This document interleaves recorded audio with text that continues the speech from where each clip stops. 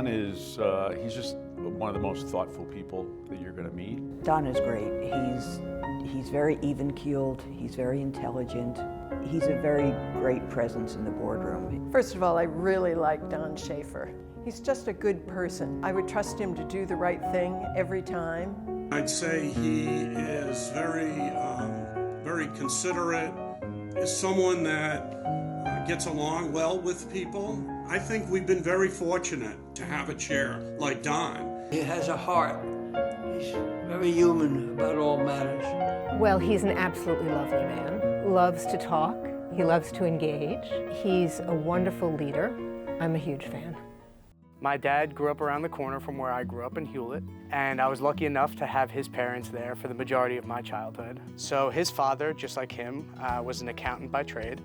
His mother was a philanthropist. She was very involved in different charities, and I think my dad is a great blend of the two. My dad was at the University of Pennsylvania. My mom was at Vassar. They were set up through a mutual friend. The story is there were two Donalds who were going to meet my mom and her friend, and they saw each other, and she was like, "That's my Donald," and the rest is history. And I think, you know, being his son, that's one of the things I'm most thankful of. Yeah, we're talking about Grandpa. His ability to always be there for us as a family, no matter how many hats he wears.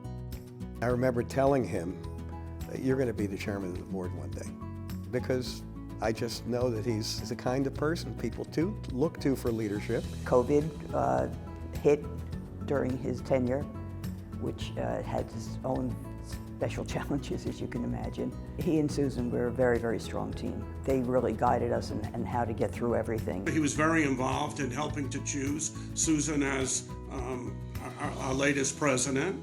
I can say absolutely without any hesitation, if it weren't for him, I probably wouldn't be here. So my hat is really off to him for everything he's done over the last 5 years. When you look back at anybody, the first thing you look at is their track record, and his track record is spectacular. And what he's done as chairman of Hofstra is outstanding.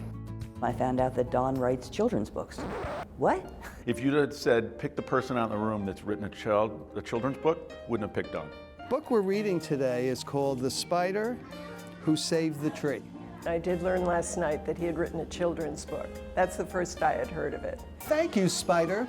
I feel great, said Tree. He is a musician, he writes music, he writes children's books. So his love of the arts and humanities is just enormous. Don was always interested in theater. We needed a space for a real black box theater. When the Shapiro building was built, this was a space that needed a name. It's important that Hofstra has a black box. You could work off everyone's energy, and yeah, it's a different type of show. Like, it's just more intimate and real. It's a really vital thing to have on a campus that takes the arts seriously, as of course Hofstra does. It was just a phenomenal gift to the university, and I know that the students love it and use it all the time. I think it's just a great space. It's an immersive space. It makes the audience feel like they're really in the world of the play, which is the whole point of performing. Anyone who gives money for the university, whether asked or not, is doing a great service. But in Don's case, whether it was the donation of a piano, or whether it was naming the Black Box Theater, or whether it was this scholarship he established in my name, it was he who came forward with the idea to do so. I would say he's got the most school spirit of anyone that's never gone to Hofstra, for sure. And I think it's his way of giving back to the local community. He was always involved from a standpoint of being a local guy, being somebody who cared about the university, whose clients were involved with the university, and who wanted to play more of a role. I believe it first started when they donated a piano, a Steinway. He's very loyal to Hofstra. He contributes his time, a lot of time to Hofstra because he believes in it. He really is a very special individual, and because of his involvement, I think Hofstra's a better place.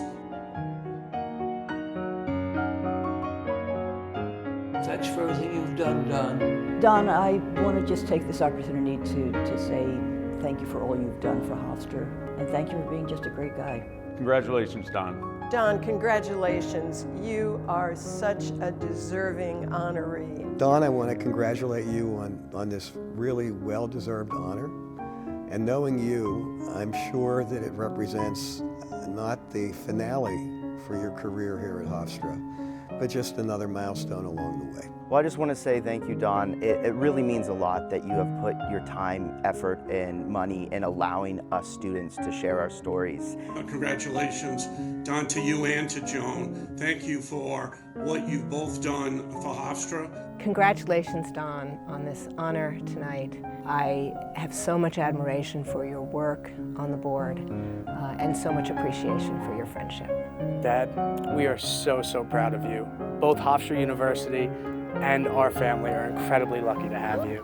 I know that this is where I'm meant to be, in the arts, and it wouldn't have happened if Hofstra didn't have the black box, if you hadn't been so generous to give to Hofstra and make the black box happen and make careers happen and make dreams happen. So I want to thank you from the bottom of my heart, and I promise to pay it forward.